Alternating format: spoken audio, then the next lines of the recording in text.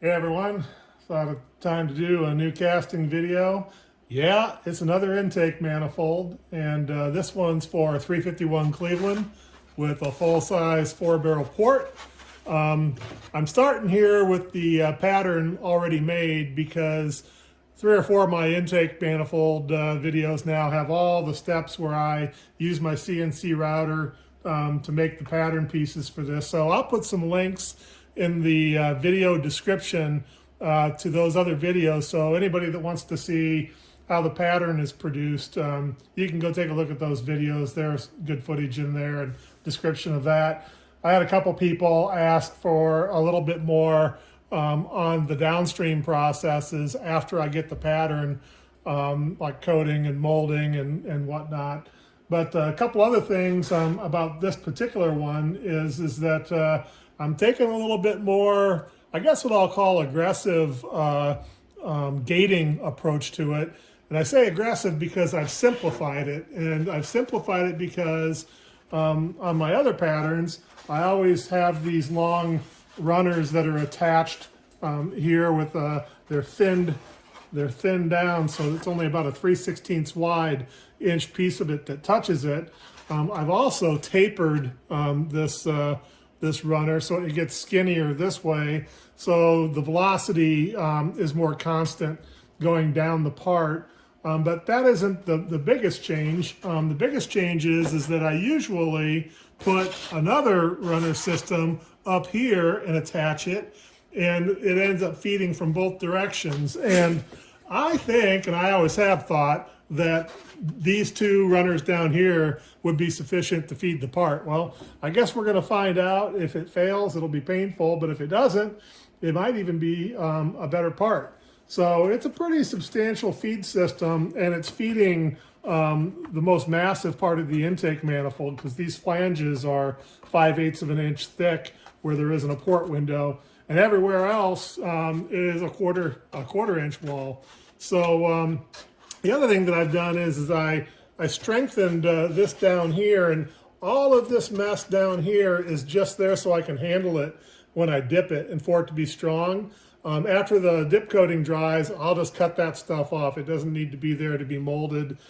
This one I may leave in, we'll see. I'll probably cut it out because things get so much stiffer when they get coated and the coating dries. And then, as usual, I put these little feet on the bottom of it, so when I finally dip it and get it down, I've got something to sit it on, a flat surface to sit it on while it dries, because they get really heavy when the whole thing gets coated with that slurry.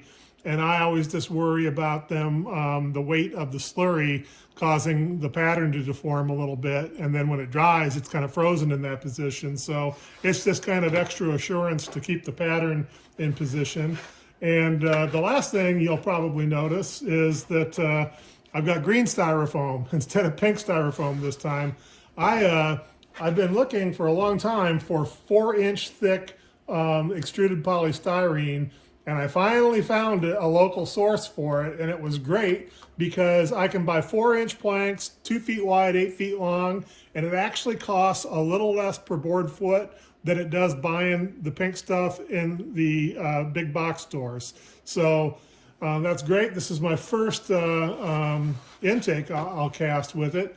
It feels a little bit different when I work in sand. It may be a little harder, but it's supposed to be the exact same density and formulation as the pink Owens Corning Foamular 150 or 250. So we'll see about that. But then a couple last little things is that I did CNC router a little part number on there, and then a little advertising for my website for the carburetors, the inline carburetors. So anyway, that's the pattern and how it's laid out. And what's next is that it needs to be dip coated, dried, and then molded. So I thought I'd spend a little bit more time with this video on those downstream steps. So stay tuned for those. All right, always starts off, I have to condition my slurry a little bit. So I've got this big 3 paddle mixer here and cordless drill, and I just go at it for 10 or 15 minutes. It kind of depends on how long it's been since I've used it last, but I've used this just within the past few days, so I'll probably mix it for 10 minutes or so. So, yeah.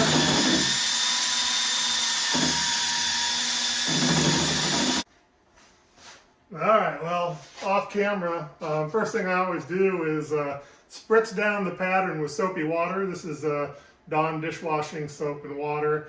And the purpose of that is the soapy water is a natural surfactant, and that helps create those little BB type bubbles you get from surface tension. And the polystyrene repels water. So when you get it wet with the soapy water, the slurry lays down much better on it. And then the other thing I've learned to do is anywhere I have fine detail, like that part number or this little nameplate here, I always brush the slurry into that with a soft bristle brush, because that gets it deep into the details and prevents it from getting bubbles and getting air locked in there. Makes a big difference. I'll guarantee they'll have flaws in them, in a lot of them, if I don't do this. So I brush it in there real good. Don't have to be too neat about it, but you do need to make sure you get it in there without air bubbles. Same thing here on the part number.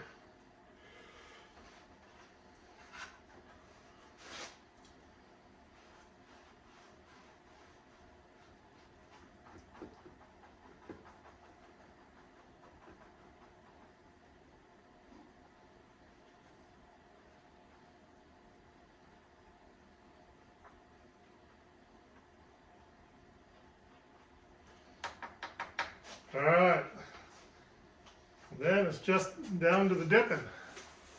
So I dip it halfway in at a time, because the buoyancy forces are very strong, and I just don't like leaning on the pattern that hard. It's pretty scary, honestly. So anyway, I'll do it from this end first. Let it shed as much as I can. Let it shed as much slurry as I can. Get some of the weight off of it.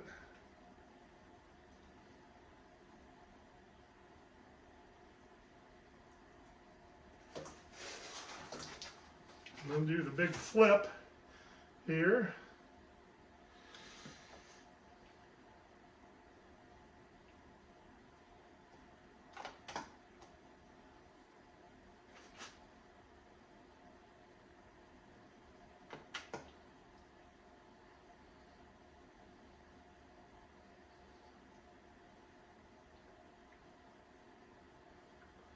All right, and the same thing, try to let it shed as much of the slurry as I can.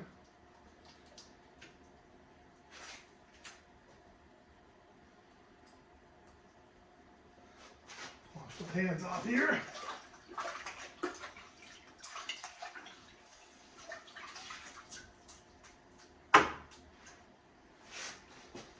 All right, there's a ton of slurry on it right now, so sometimes I can accelerate how fast it sheds that slurry just by tapping on it like so. So I'll do a little bit of that and just let it kind of naturally drain off of there, and then I'll come back on camera here when I show you how I get it down off the peg there and get it sitting flat. So stay tuned. Alright, well, this is the hairiest part, is getting it down off the hook, and I'm always so scared I'm going to drop the thing, but this is what I've come up with for doing it. I just get her laid down here on this flat board, and then I kind of breathe a sigh of relief, because now I know I can handle it on the board, and it'll shed more slurry, but that's okay. I'll just let it dry that way and move on to the next part to dip. Stay tuned. Well, I'm back with you, and I'm prepped and ready for another casting session. Here I've got the pattern all prepped. As you saw it before, it's ready to have the sprue added on. I've got a little sprue extension here that I'll tune the angle of to fit and suit when I get it in the mold and positioned how I want. And then on the bottom, I did cut off my drawing feet, and I said I was going to cut this off, the strengthening feature. You know, it's going to take some aluminum, but I think I'm going to leave it on because I think it's good for it to be able to set on that in the mold on that. And we'll just see how this simplified gating structure works, and we'll see what we get out of it. But anyway, that's the pattern. You've seen that before. As you see back there, this time I've got 35 pounds of aluminum weighed out. I cut another big ingot up. I don't think I'm going to need anywhere near 35 pounds, but like I've said before, the dumbest thing you can do is not have enough charge and pour short, because that's guaranteed failure. But anyway, I'm also going to do what I did on my previous casting, and that is I'm going to preheat the furnace with the crucible in it empty, and then charge the crucible with the metal after the furnace is at temperature. Yesterday in my casting session, it took about a half hour to bring the temperature of the furnace and all the refractory to 1800 degrees.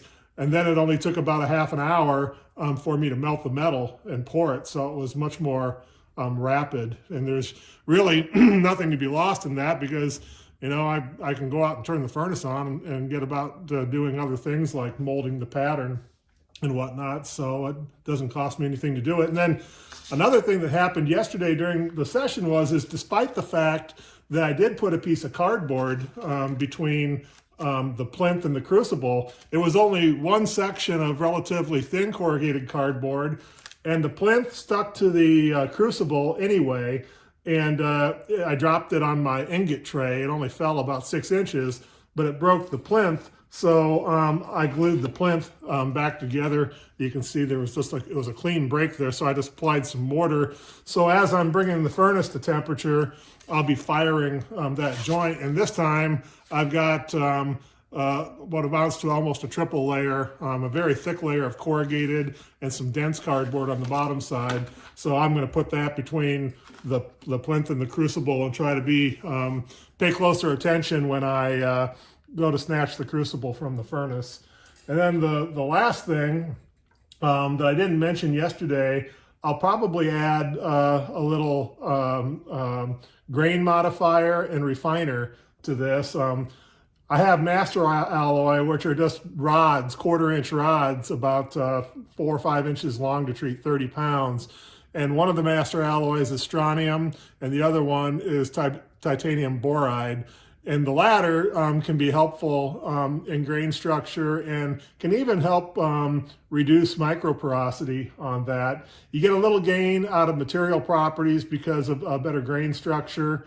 They're really not necessary, but I've got a lifetime supply of the stuff, and A356 responds very well to it. So you'll probably see me with cut up little chunks of 1/4 inch rod, and I put that in right after I skim. It only takes, a few minutes for it to go into solution, being that it's master alloy. So anyway, I'm ready to get the rig set up outside and mold this pattern and get on with it.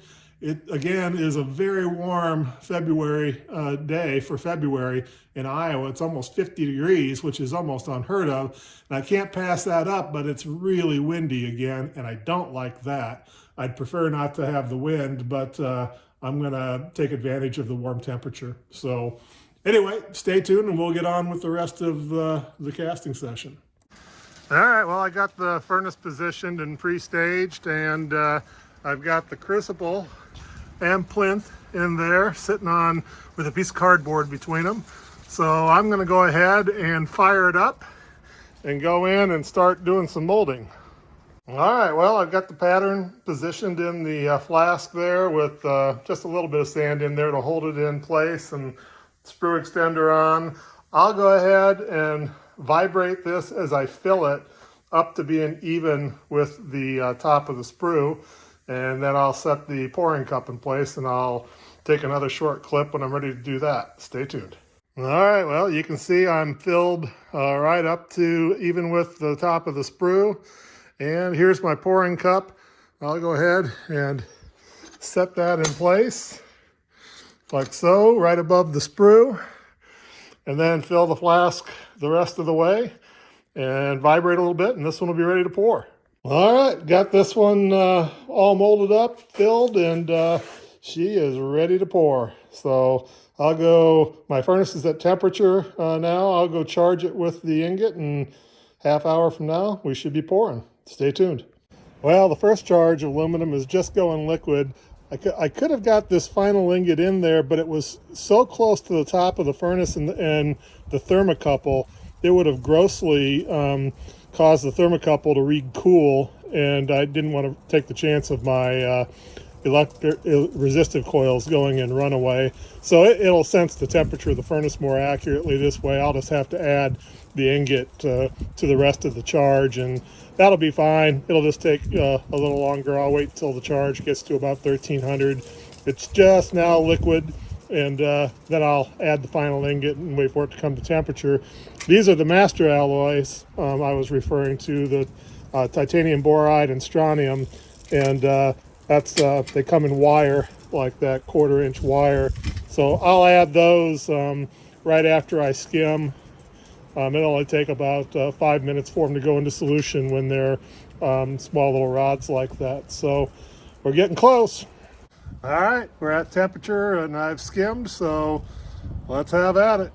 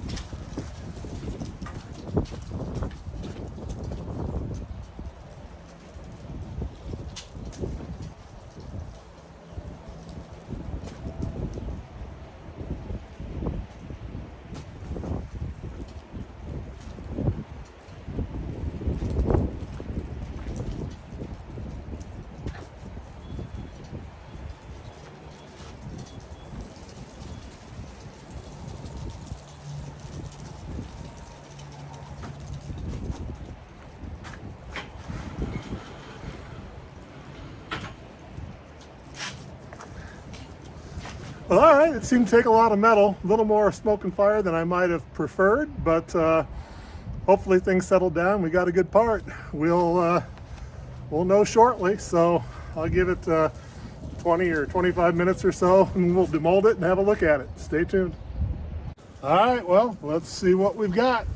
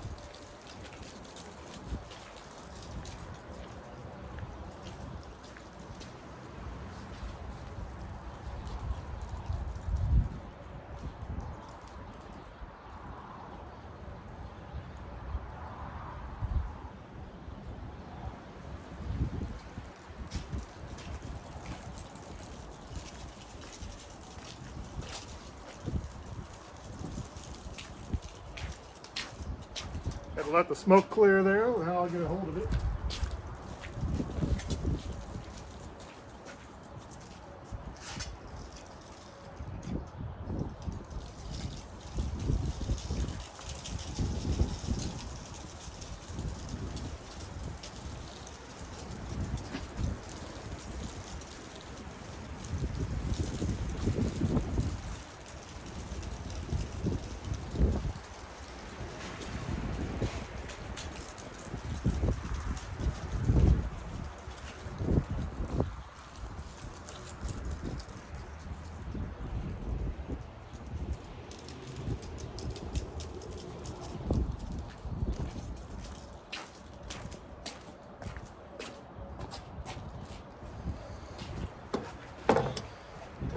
Well, it looks pretty good at first glance. I'm gonna let the smoke clear some more there and let it cool, and we'll get a better look at it when I blow the refractory off.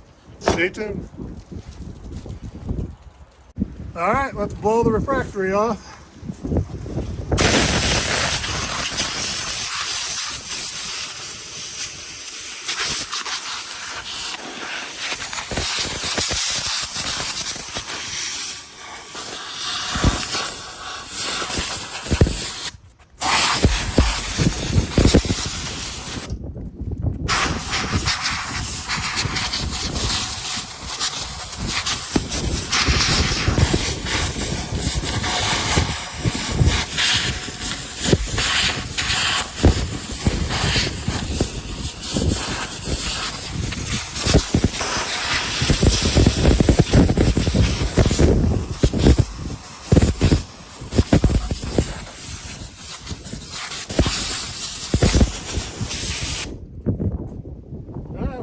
I'll have to turn it upside down and blow the rest off the bottom, but you can see it goes pretty fast. All right, I put the perforated plate in the bottom of my flask extender, and then I just shovel the rest of the sand in there and put the lid on the flask and store it until the next time. Should take me about 10 or 15 minutes to get that all cleaned up, and hopefully by then that casting sitting over there will be cool enough to handle, and we can take a closer look at what we've got. Stay tuned. So that's typical of the debris that gets filtered out. I just discard that and store the fresh stuff for the next time. Well, hello everyone. I'm happy to report it was a good day in the foundry. We have a successful pour. We'll take a look at the casting here in a second, but you can see all the gating and the pouring cup, and I've just basically cut the majority of the gating off the casting itself. I melted 35 pounds. I poured 29 pounds into the cup and the pattern, and 6 pounds worth of residual ingot there. And the casting itself, as it sits, only weighs 18 pounds. And it's probably still got another pound or two to come off of it in machining. So let's have a look at it. You can see it's fully formed, and the runners all look really nice. The detail on the bottom, that little printing plaque of mine. That looks really good. The detail on the part number is very good. And if you look down the casting, you can see everything looks pretty nice. So it's still a little dirty. I spent about 10 minutes in the sandblasting cabinet with it. But yeah, it looks to have come out very nicely. And so this one, it's ready to be heat treated, and I'll just mill this off. this was the extra where I attached the Y branch of the sprue where it wide. But if I just mill the first ½ inch or so of right here, this piece will come off, and then I'll be able to put it on my machining fixture. And once I get it on there, on the machining fixture, I may as well just machine it all. So anyway, as far as the casting part of the project, I think that this one is a wrap. So 351 Cleveland, hey, another day, another casting. Take care. Bye. All right, well, some of you might notice that I set my Crucible on a couple of fire bricks as opposed to returning it to the furnace. I do that because the thin skin of aluminum in the Crucible, if I return it to the furnace, will turn to aluminum oxide and adhere to the inside of the Crucible just tenaciously. But if I let it cool outside, I can pull that skin right out of there. It's just like a foil. And then the next time I go to cast, I've got a pristine Crucible sitting there. And I like that. It might be a little bit harder on the Crucible, you know, sitting out in the air and cooling like that. But I've been doing that with my Crucibles for a number of years now, and I'm not really sure it makes any difference in life. I might get good life out of them, and let's face it, aluminum duty is pretty easy duty for a Crucible anyway. And then my pouring cup, I just disassemble as you see, and I take a pair of needle nose pliers and I pull the skin out of the interior. And there is some erosion, you know. I've probably got 10 pours on this thing without doing any maintenance, and I'll probably get a few more.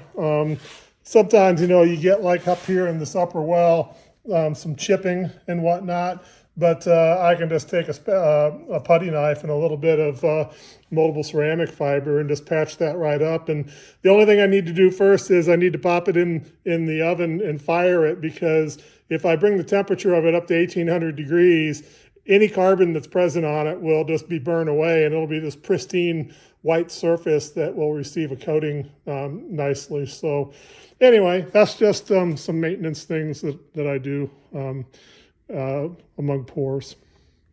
All right, well, starting in on this one, getting a little lazy there. I didn't want to pull my fixture down off the table in order to do the first operation, so I've just kind of indicated and clamped it in place, and then after I get that top flange machined and the holes drilled and tapped, I can turn it upside down and mount it to my fixture. So let's see how it goes.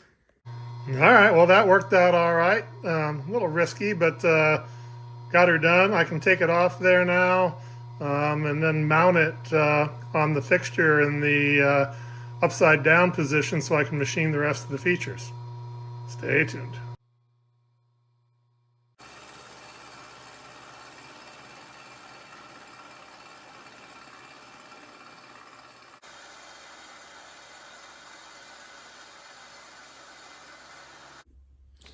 All right, hello everybody, back with you, and I've got the casting heat treated and finished machined. People keep asking me to do a video on heat treating. There's no video to be had, everybody. It's 460 degrees Fahrenheit for 7 to 9 hours, so there's nothing to see on that. That's T5 condition for A356, and I get about 80% improvement over as cast, not quite as much as T6, but probably 80% of the mechanical property increase in machinability with no risk to the casting at all. It's easy to do, so that's what I use.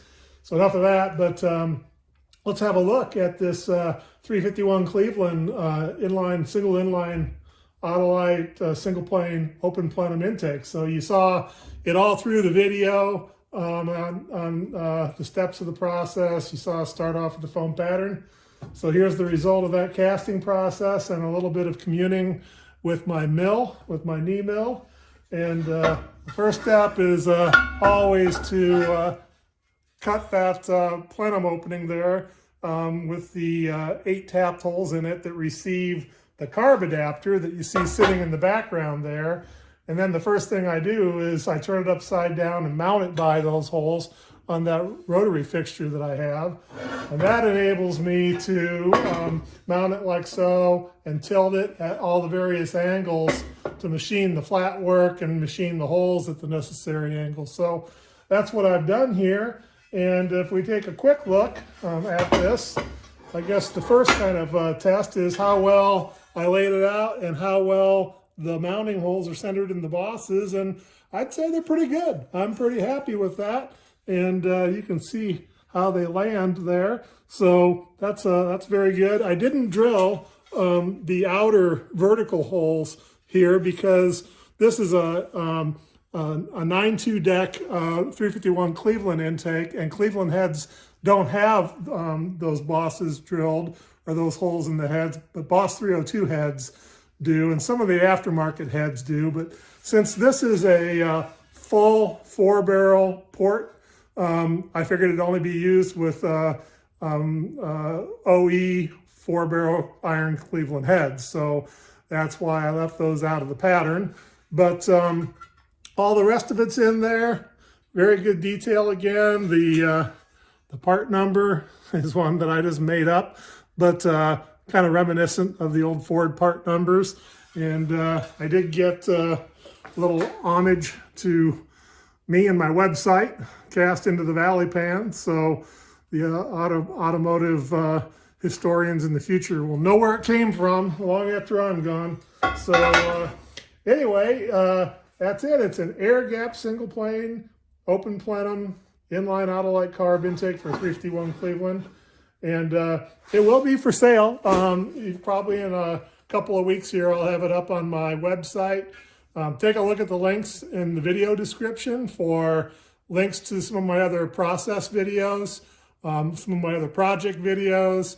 I have another channel that I'm starting. I only have a couple videos over there right now, but I'll be putting more and more of the finished induction systems. That Inline Carb channel is dedicated to the Inline Autolite Carburetor and the systems I make for it, whereas this channel is more about the casting of those things and home casting. So if you get a chance, check out those links, and if you're so inclined and want to subscribe, that'd be appreciated too. So anyway, we're going to call this one a wrap. Another casting project in the books. So until next time, we'll catch up with you then.